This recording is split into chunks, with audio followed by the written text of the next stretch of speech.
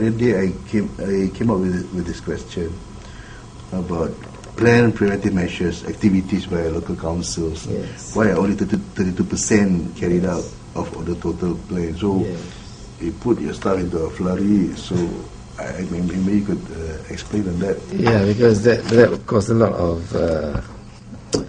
concern. But basically, what you're saying is that 32% is actually the proportion of expected gotong royong carried out in the hotspot areas. Because there are many preventive measures that we take. One is fogging, but fogging is just to kill the adult mosquitoes. It doesn't last very long, and it's only a temporary measure. So if you don't get rid of the breeding site, new mosquitoes will come up.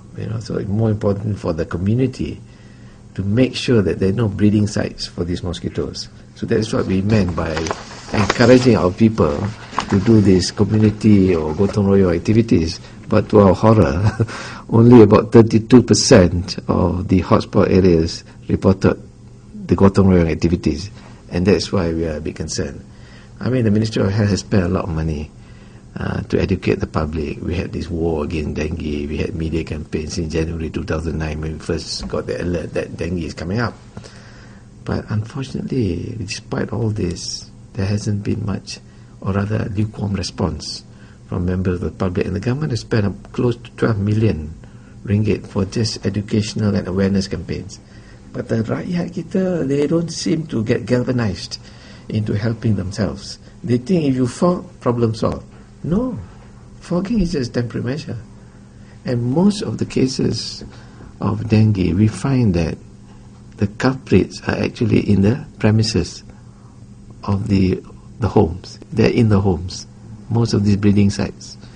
So you can imagine, if we can actually get rid of breeding sites, we can solve 70% of the problem of dengue. I mean, in terms of transmission of the disease. You have come up with pamphlets, booklets, and you have come up with advertisements, I think, on advertisements, TV. Educational campaigns, pamphlets, going on road shows, and then also alerting the healthcare providers how to manage dengue, how to recognize the danger signals, who are the ones that should be admitted, who are the ones who should be watched carefully, what are the things to do when they get admitted.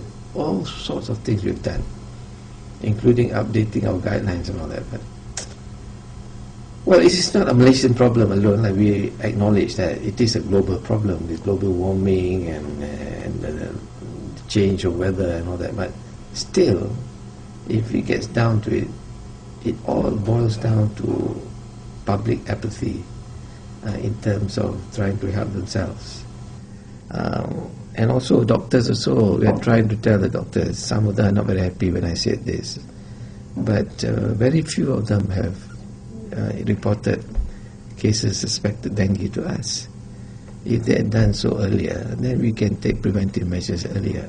And during that period that they don't inform us, can you imagine the number of mosquitoes floating around and biting people and getting people affected with the disease?